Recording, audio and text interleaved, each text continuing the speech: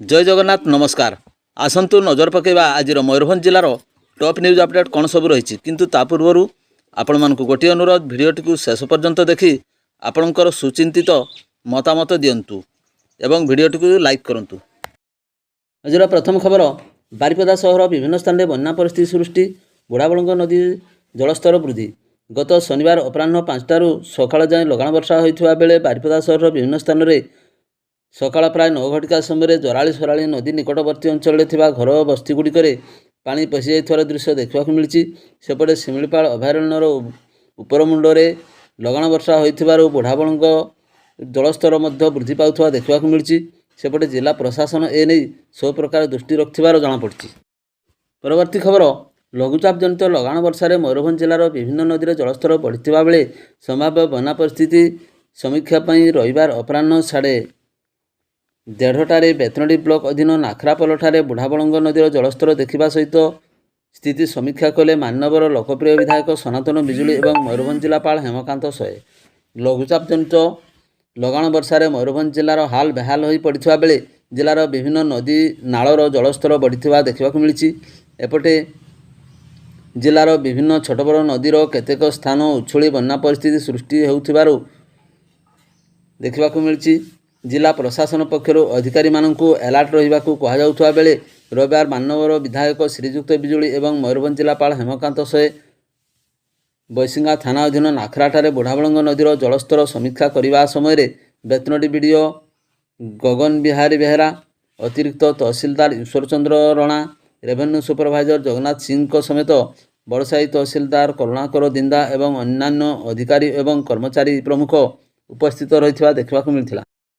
परवर्ती खबर लघुचाप जनित लगाण वर्षा मरड़ा थाना तथा ब्लॉक अधीन सानामुंडाबणी ग्रामर माटी कांथ भुशुड़ी जनकर मृत्यु घटिया बेले रविवार मामला रुजु कर शव व्यवच्छेद कर मृतदेह परिवार वर्ग को हस्तांतरित कर पुलिस। मृत महिला जनक होउचंदी स्वर्गत कान्हूराणी स्त्री इंदो मारांडी। सूचना मुताबक मृता इंदो मारांडी निजर भाई घर दांडपिंडारे शोइथिबा बेले भाई घर को लगी पार्श्वर थिबा विशिष्ट माटीकांथटी वर्षारे भुशुड़ी पड़ा। माटीकांथ तले इंदो चापी हो जाइथिबा बेले गुरुतर अवस्था इंदो को उद्धार कर बारिपदा मुख्य डाक्तरखाना भर्ती करथिले सुधा सेठारे कार्यरत डाक्तर इंदो को मृत घोषणा करने सहित पुलिस को खबर देथिले।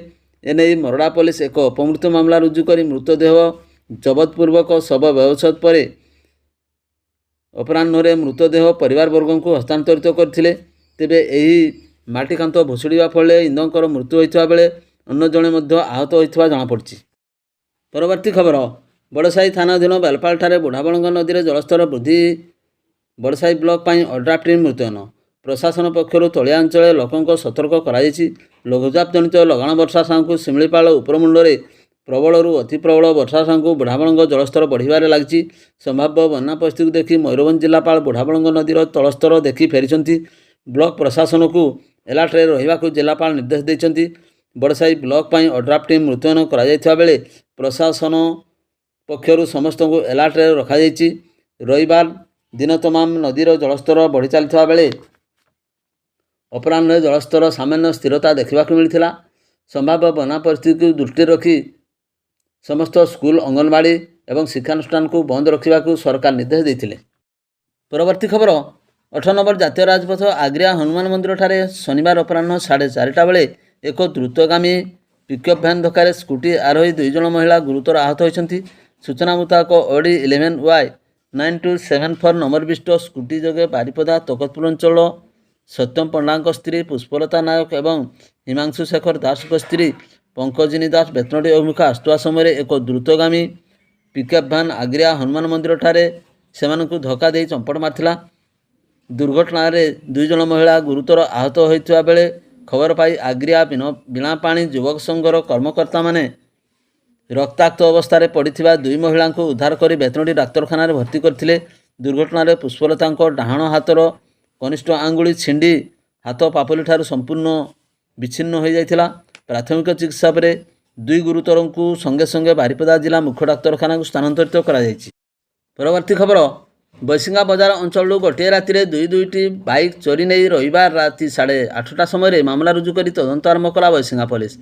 बैसिंगा बजार उपकंठ केन्दुआ ग्रामर जैनिक व्यक्ति घर ग्यारेजरू ତାଲା ଭାଙ୍ଗି ଏକସଙ୍ଗେ ଦୁଇଟି ମୋଟରସାଇକେଲ ସମେତ ଗ୍ୟାସ୍ ଟାଙ୍କି ଚୁଲା ଚୋରି କରି ନେଇଥିଲେ।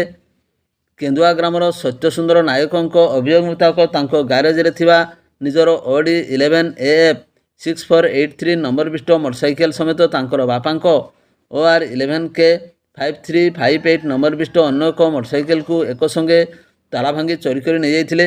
ତେବେ ସତ୍ୟସୁନ୍ଦରଙ୍କ ବାପା ମା ପ୍ରଥମେ ଚୋରି ବାବଦରେ ଜାଣିବା ପରେ ପୁଅ ସତ୍ୟସୁନ୍ଦରଙ୍କୁ ଜଣାଇଥିଲେ। ଏନେଇ ସତ୍ୟସୁନ୍ଦର ବୈଶିଙ୍ଗା ଥାନାରେ ଲିଖିତ ଏତଲା ଦାୟର କରିବା ପରେ ବୈଶିଙ୍ଗା ପୋଲିସ ରବିବାର ରାତିରେ 309 ନମ୍ବରରେ ଏକ ମାମଲା ରୁଜୁ କରି ତଦନ୍ତ ଆରମ୍ଭ କରିଛନ୍ତି। ପରବର୍ତ୍ତୀ ଖବର, ରାଜଗୋବିନ୍ଦପୁର ଥାନା ଇଲାକାର ଜଣେ ନାବାଳିକାଙ୍କ ଅପହରଣ ଅଭିଯୋଗରେ ଗୁରୁବାର ରାତି 10টাରେ ମାମଲା ରୁଜୁ କରି ତଦନ୍ତ ଆରମ୍ଭ କଲା ପୋଲିସ। ସୂଚନା ମୁତାବକ ନାବାଳିକା ଜଣକ ଘରେ ଥିବାବେଳେ ହଠାତ୍ କେଉଁଆଡ଼େ ପଳାଇଯାଇଥିଲେ। ଘର ଲୋକମାନେ ବିଭିନ୍ନ ସ୍ଥାନରେ ଖୋଜାଖୋଜି କରିଥିଲେ ସୁଦ୍ଧା ନାବାଳିକାର କୌଣସି ଖୋଜ ଖବର ନ ପାଇବାରୁ ଶେଷରେ ନିରାଶ ହୋଇ ରାଜଗୋବିନ୍ଦପୁର ଥାନାର ଦ୍ୱାରସ୍ଥ ହୋଇଛନ୍ତି। ଏନେଇ ରାଜଗୋବିନ୍ଦପୁର ପୋଲିସ ଗୁରୁବାର ରାତିରେ 246 ନମ୍ବରରେ ମାମଲା ରୁଜୁ କରି ପୀଡ଼ିତାଙ୍କୁ ଉଦ୍ଧାର କରିବାକୁ ଉଦ୍ୟମ ଆରମ୍ଭ କରିଛି। ପରବର୍ତ୍ତୀ ଖବର, ବେତନଟୀ ଥାନା ଅଧୀନ ଶୁଖିଲାହାର ସାମିଲ ମହୁଲିଆ ଗ୍ରାମରେ ପୁତୁରା ଆକ୍ରମଣରେ କକା ଏବଂ ଖୁଡ଼ି ଗୁରୁତର ଆହତ ହେବା ଘଟଣାରେ ଶନିବାର ରାତି 11:30ରେ ମାମଲା ରୁଜୁ କରି ତଦନ୍ତ ଆରମ୍ଭ କଲା ବେତନଟୀ ପୋଲିସ। ଏତଲା କାଲି ଶୁଖିଲାହାର ଗ୍ରାମର ମହୁଲିଆ ଗ୍ରାମର ଶ୍ରୀକାନ୍ତ ପାତ୍ରଙ୍କ ସ୍ତ୍ରୀ ସୁକାନ୍ତି ପାତ୍ରଙ୍କ ଅଭିଯୋଗ ମୁତାବକ ପୁତୁରା ରତିକାନ୍ତ ପାତ୍ରର ପୁଅ ରାଜା ଓରଫ ନାରାୟଣ ପାତ୍ର ହଠାତ୍ ଘରକୁ ଆସି ଅଶ୍ଳୀଳ ଭାଷାରେ ଗାଳିଗୁଲଜ ସାଙ୍ଗକୁ ସୁକାନ୍ତି ଏବଂ ଶ୍ରୀକାନ୍ତଙ୍କୁ ନିସ୍ତୁକ ମାଡ଼ ମାରିଥିଲା। ଏଥିରେ ଉଭୟ ଗୁରୁତର ଆହତ ହୋଇଥିବା ବେଳେ ଶ୍ରୀକାନ୍ତଙ୍କ ମୁଣ୍ଡ ଫାଟି ପ୍ରଚୁର ରକ୍ତସ୍ରାବ ହୋଇଥିଲା। ଏନେଇ ସୁକାନ୍ତିଙ୍କ ଏତଲା କ୍ରମେ ଶନିବାର ରାତିରେ 210 ନମ୍ବରରେ ମାମଲା ରୁଜୁ କରି ତଦନ୍ତ ଆରମ୍ଭ କଲା ବେତନଟୀ ପୋଲିସ। ପରବର୍ତ୍ତୀ ଖବର, ଶିମିଳିପାଳ ଅଭୟାରଣ୍ୟ ପର୍ଯ୍ୟଟକମାନଙ୍କ ପାଇଁ 1 ତାରିଖ ଅର୍ଥାତ୍ ଆଜିଠାରୁ ବନ୍ଦ ରହିବ ବୋଲି ଶିମିଳିପାଳ ବାଘ୍ର ସଂରକ୍ଷଣ ପ୍ରକଳ୍ପ କ୍ଷେତ୍ର ନିର୍ଦ୍ଦେଶକ କାର୍ଯ୍ୟାଳୟ ପକ୍ଷରୁ ସୂଚନା ଦିଆଯାଇଛି। କିନ୍ତୁ ଶିମିଳିପାଳର ଜାମୁଆଣୀ, ଗୁଡ଼ଗୁଡ଼ିଆ, କୁମାରୀ, ବରେଇପାଣି, ରାମତୀର୍ଥ, ପରିବେଶ ପର୍ଯ୍ୟଟନ, ଇକୋ ଟୁରିଜିମ୍ କେନ୍ଦ୍ରମାନ ପର୍ଯ୍ୟଟକମାନଙ୍କ ପାଇଁ ଖୋଲା ରହିବ। ଶିମିଳିପାଳ ଦେଶ ତଥା ବିଦେଶର ପର୍ଯ୍ୟଟକମାନଙ୍କୁ ଏହାର ଶୋଭାରାଜି ପାଇଁ ଆକର୍ଷିତ କରିଥାଏ। ଏଥିନିମନ୍ତେ ସାଧାରଣତଃ ଅକ୍ଟୋବର ମାସ ମଧ୍ୟଭାଗରୁ 7.5 ମାସ ପର୍ଯ୍ୟନ୍ତ ଋତୁ ଭାବେ ପରିଚିତ ଥିବାରୁ ପର୍ଯ୍ୟଟକମାନଙ୍କୁ ଏହି ସମୟରେ ଶିମିଳିପାଳ ବୁଲିବା ପାଇଁ ସୁଯୋଗ ଦିଆଯାଇଥାଏ।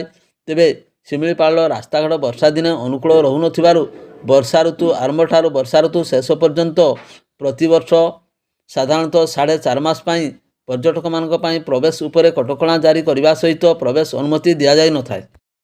ପରବର୍ତ୍ତୀ ଖବର, କରଞ୍ଜା NSC ୱାର୍ଡ ନମ୍ବର 1 ସୁରୁବାଲି ଗ୍ରାମରୁ ଜୈନିକ ଭଲାଟିଆଙ୍କ ଘର ଝରକା ଗ୍ରିଲ୍ ତାଡ଼ି ଚୋରି ହୋଇଥିବା ନେଇ ଥାନାରେ ଅଭିଯୋଗ ହୋଇଛି।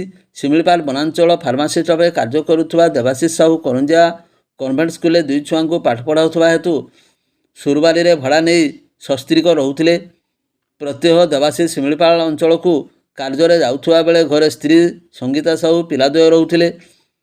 ରାତିରେ ପିଲାଦ୍ୱୟକୁ ପାଠ ପଢ଼ାଉଥିବା ରୁମ୍ରେ ସଙ୍ଗୀତା ଶୋଇପଡ଼ିଥିଲେ। ବାହାରେ ମୁଖ୍ୟ ଦରଜା ବନ୍ଦ ଥିଲେ ମଧ୍ୟ ଚୋରମାନେ ଝରକା ଗ୍ରିଲ୍ ତାଡ଼ି ବେଡ୍ରୁମ୍ରେ ପଶି ଗୋଟିଏ ସୁନାହାର, ଲକେଟ୍, ସୁନା କାନଫୁଲ, ମଙ୍ଗଳସୂତ୍ର, ନଗଦ 1,30,000 ଟଙ୍କା ନେଇଯାଇଥିଲେ। ସକାଳେ ଜାଣିବା ପରେ ସଙ୍ଗୀତା ଥାନାରେ 224 ନମ୍ବରରେ ମାମଲା ଦାୟର କରିଥିଲେ। ତଦନ୍ତକାରୀ ଅଧିକାରୀ ଉପ ଆରକ୍ଷୀ ଅଧୀକ୍ଷକ ସୁଧାଂଶୁ ଶେଖର ସେଠୀ ଘଟଣାସ୍ଥଳକୁ ଯାଇ ପ୍ରାଥମିକ ତଦନ୍ତ କରିଛନ୍ତି। ପରବର୍ତ୍ତୀ ଖବର, ରାଇରଙ୍ଗପୁର 38ତମ ରଥଯାତ୍ରା ଅବସରରେ ମାଉସୀମା ମନ୍ଦିର ଆଡ଼ପ ମଣ୍ଡଳରେ 3 ଜୀଉଙ୍କ ଆରତୀ ପରେ ଆକର୍ଷଣୀୟ ମତ୍ସ୍ୟ ବେଶରେ ଭକ୍ତଙ୍କୁ ସାହାଣ ମେଳାରେ ଦର୍ଶନ ଦେଇଥିଲେ ଠାକୁର।